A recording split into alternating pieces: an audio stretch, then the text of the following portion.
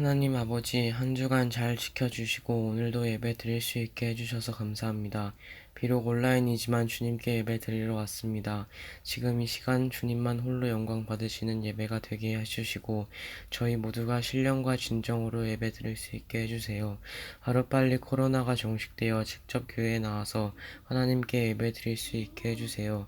성전 건축 또한 하루빨리 완공되어 새로운 성전에서 하나님께 예배 드리며 주님께 영광 올려드릴 수 있게 해주세요. 예수님의 이름으로 기도드렸습니다. 아멘. 네, 오늘 본문 함께 보겠습니다. 오늘 본문 말씀은 미가서 1장 1절에서 7절의 말씀입니다. 제가 봉독하겠습니다. 유다의 왕들 요담과 아하스와 히스기야 시대의 모레셋 사람 미가에게 임한 여호와의 말씀, 곧 사마리아와 예루살렘에 관한 묵시라. 백성들아, 너희는 다 들을지어다. 땅과 거기에 있는 모든 것들아, 자세히 들을지어다. 주 여호와께서 너희에게 대하여 증언하시되 곧 주께서 성전에서 그리하실 것이니라. 여호와께서 그의 처소에서 나오시고 강림하사 땅의 높은 곳을 밟으실 것이라. 그 아래에서 산들이 높고 골짜기들이 갈라지기를 불 앞에 밀초 같고 비탈로 쏟아지는 물 같을 것이니 이는 다 야곱의 허물로 말미암음이요 이스라엘 족속의 죄로 말미암음이라. 야곱의 허물이 무엇이냐? 사마리아가 아니냐?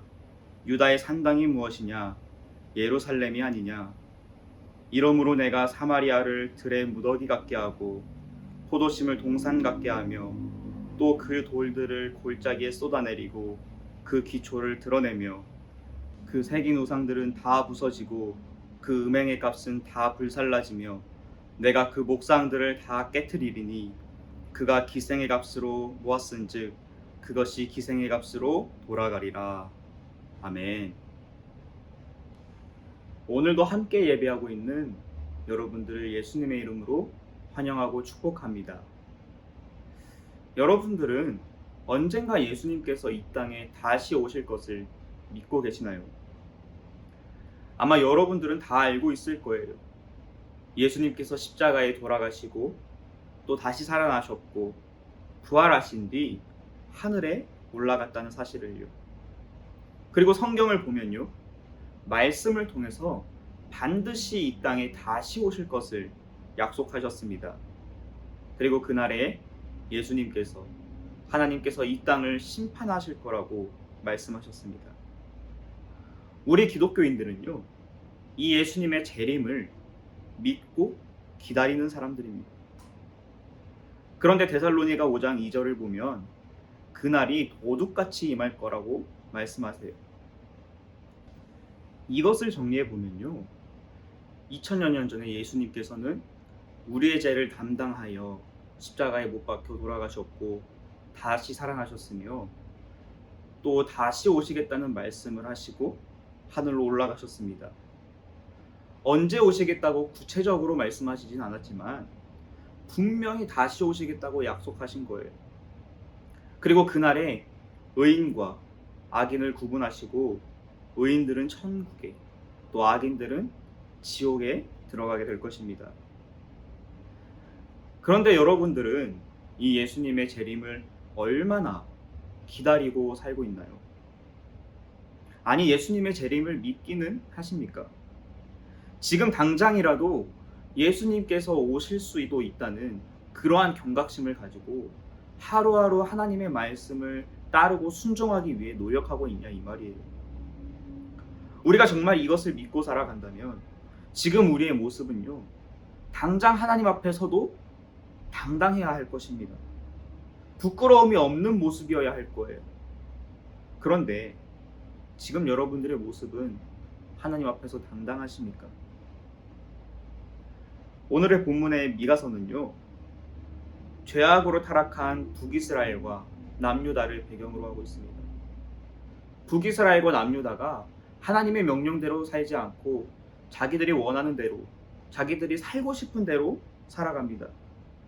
그런 이스라엘의 모습을 보시고 하나님께서는 미가 선지자를 비롯하여 여러 선지자들을 보내셔서 이스라엘을 경고하세요. 그리고 심판을 말씀하십니다.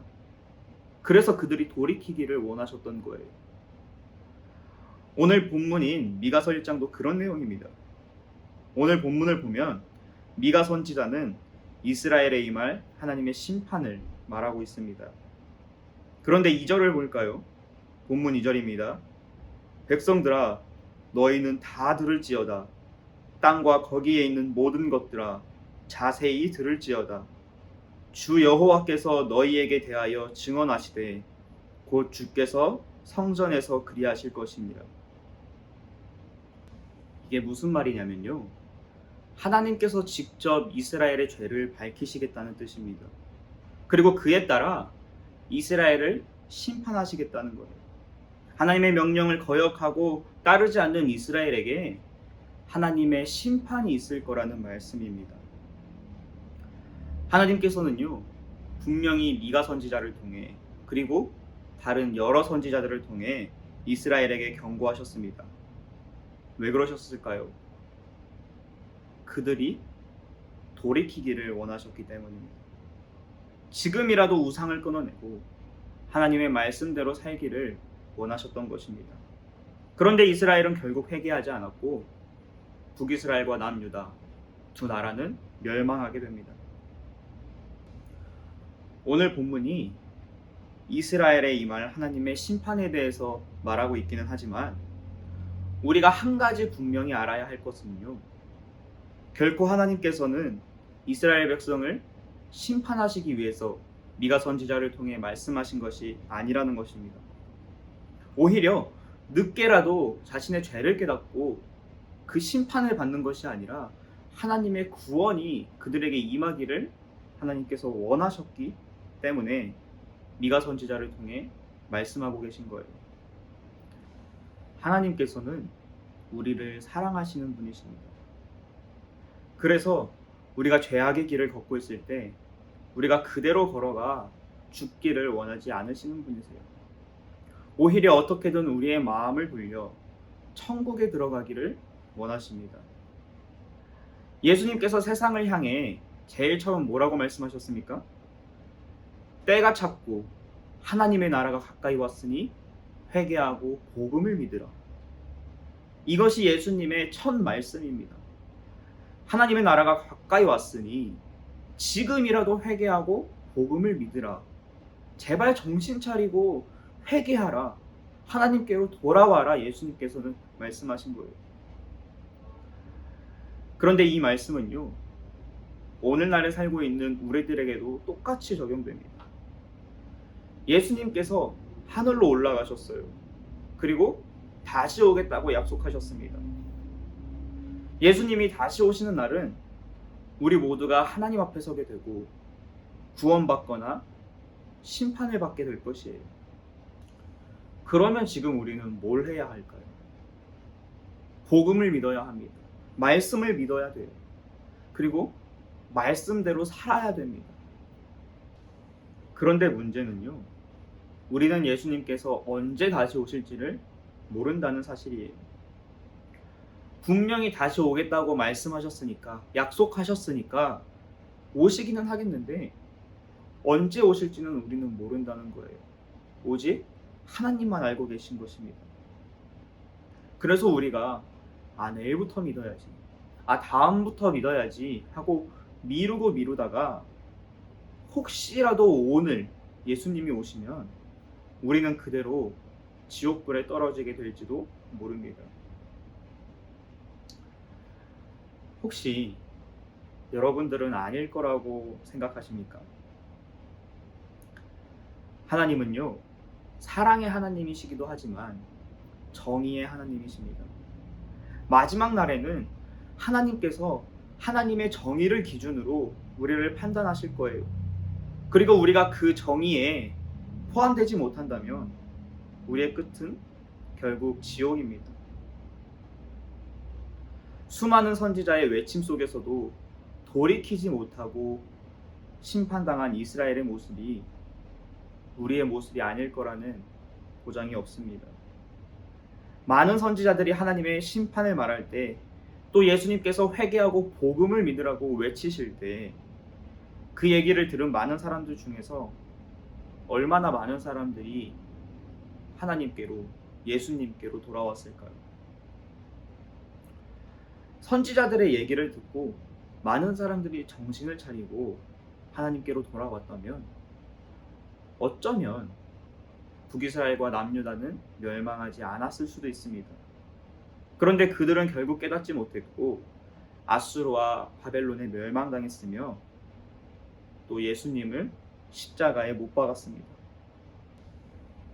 분명히 지금 이 말씀을 듣는 여러분들도 똑같을 겁니다. 10명이 조금 넘는 여러분들 중에서 지금 이 말씀을 듣고 내가 회개해야겠구나, 내가 하나님께로 돌아가야겠구나 결단하는 사람들이 있는 반면에 한 귀로 듣고 한 귀로 흘리는 사람도 있을 것입니다. 그런데 저는 여러분 모두가 이 말씀을 가볍게 여기지 않았으면 좋겠습니다. 당장에 보이는 것이 아무것도 없다고 해서 예수님 오실 날이 아직은 멀었어 하는 안일한 마음을 갖지 않았으면 좋겠어요. 지금 당장이라도 예수님 오실 수 있다는 믿음 가지고 지금 이 시간 회개하고 돌이켰으면 좋겠습니다. 저도 그래서 이번 설교를 준비하며 회개하는 마음으로 목요일, 금요일, 토요일 3일 금식을 하며 내가 주인 되어 살아왔던 나를 하나님 앞에 회개했습니다. 그리고 하나님의 말씀대로 제대로 한번 살게 해달라고 간절히 기도했습니다. 이 예배에 함께하고 있는 우리 미아중앙교회 학생부 모두에게 이 시간 회개의 바람이 불기를 소망합니다. 그래서 여태껏 내가 주인 되어 살아왔던 지난날의 삶을 하나님 앞에 내려놓고 회개하며 앞으로는 하나님이 나의 주인이십니다, 하나님의 말씀대로 살겠습니다 결단하는 시간이 되기를 원합니다. 내가 주인 되어 살아가는 것이 아닌 주님이 주인 되어 살아가는 자들로 변화되어 예수님 다시 오시는 그날에 하나님의 영광에 함께 참여하는 저와 여러분 미아중앙교회 학생부 모두가 되기를 예수님의 이름으로 간절히 축복합니다. 기도하겠습니다. 하나님 아버지 감사합니다. 오늘도 우리에게 귀한 말씀 더하여 주시고 특별히 하나님 앞에 예배할 수 있도록 은혜 베풀어 주심에 감사를 드립니다. 하나님 이 시간 이 말씀을 통하여 지금 우리들에게 있는 이 자리에서 회개하고 하나님께로 돌이키라고 말씀하십니다. 지금껏 내가 주인 되어 살아왔던 우리의 지난 삶을 버려버리고 이 시간 하나님께로 온전히 마음을 향하게 하시고 온전히 하나님을 나의 마음의 주인으로 모시며 앞으로 살아가는 동안 주님과 언제나 동행하여 마침내 주님 오시는 그날에 하나님의 영광에 참여하는 우리 미아중앙교회 학생부 한 사람 한 사람 될 수 있도록 인도하여 주시옵소서. 지금 예배드리고 있는 모두가 한 사람도 낙오되지 않게 하시고 끝까지 믿음 지켜 이 시대의 남은 자로서의 사명을 감당하는 주님의 귀한 일꾼들 다 될 수 있도록 은혜 베풀어 주시옵소서. 감사드리며 사랑이 많으신 예수 그리스도의 이름으로 기도합니다. 아멘. 네, 여러분 광고 시간입니다.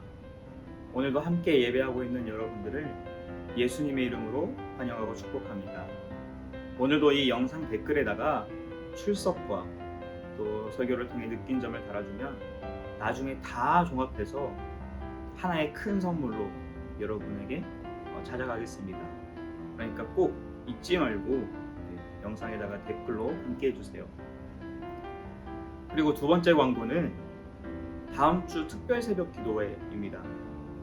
우리가 이제 다음 주 금요일 날 학생 청년 주관으로 특별 새벽 기도회를 하게 될 텐데요.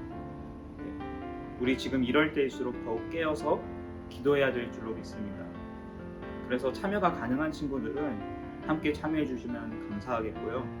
또 혹시라도 참여하고 싶은데 새벽에 교회로 올 수 있는 방법이 없다, 그러면 차량 운행도 하고 있으니까 차량 운행이 필요한 친구들은 꼭 수요일까지 저에게 개인톡이나 아니면 전화로 알려주시면 목요일날 스케줄을 짜갖고 여러분들을 데리러 가겠습니다.